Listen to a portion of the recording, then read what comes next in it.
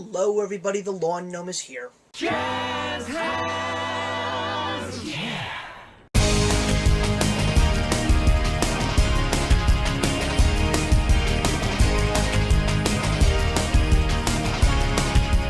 So welcome to my first of 5 videos in regards to television shows that actually aired from January up until now, and today we're going to talk about 2 ABC miniseries. While there were some shows that actually did premiere on networks, there were 2 specific miniseries that took the slot of Once Upon a Time and Marvel's Agents of S.H.I.E.L.D. while they went on to winter hiatus. So I'm going to be talking about the Disney musical spoof Gallivant and the Marvel miniseries Agent Carter. Let's start with Gallivant first. It's basically Disney trying to make fun of itself. Basically, it's the story of your knight in shining armor who has his love, and it turns out that she kind of gets captured by the evil king, and then she kind of likes the fact that she was captured by the evil king because she actually gets to be wealthy and get wonderful things, and Gallivant just gets turned down. It's the story of him basically getting his spirit back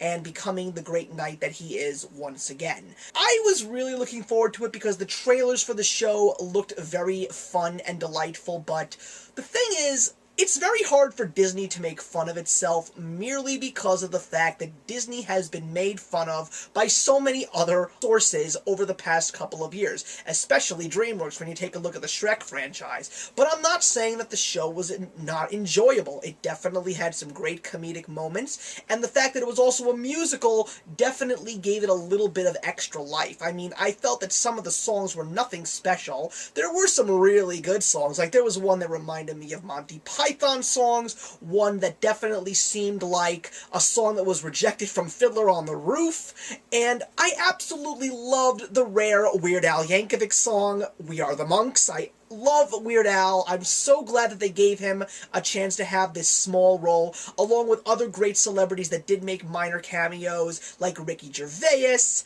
and John Stamos. I enjoyed the 8 episodes, but I really felt that it could have been so much better. The highlight for me was definitely Vinnie Jones. Vinnie Jones I've loved from the Guy Ritchie films and one of my favorite comedies ever, Euro Trip. He is such a great actor, and as far as I'm concerned, he ran with that show. He had some of the best parts of the whole show, and it was because of him that I was able to tolerate the story as a whole.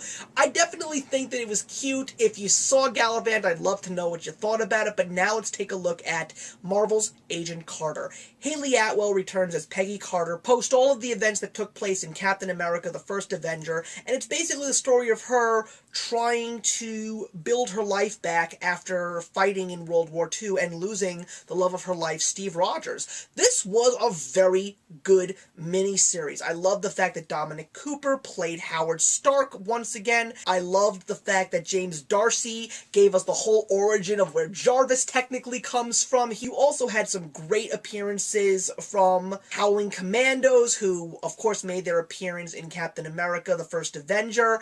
But I absolutely love the fact that Shea Wingham and Chad Michael Murray from One Tree Hill. I never would have imagined to see someone like Chad Michael Murray be in a Marvel story, and he played one of the agents for the agency that Peggy Carter works for, and I always loved Shea Wingham from I definitely think there is more stories to tell, and I'm really curious to see that what events will take place in the Marvel universe that some of us are familiar with. Will we see actual superheroes show up in the world? Will we see more members of Hydra possibly showing themselves, like maybe Baron von Strucker or maybe even Baron Zemo? So I really thought that Agent Carter was great, and also the ending was very, very emotional. Most people loved the ending of the miniseries, and Marvel, you did it again. You did a great job with Agent Carter. So as far as I'm concerned, I was glad that I got to see these 2 shows that ABC gave us just for a little while. So sit tight, I'll see you in the next one, and actions speak louder than words.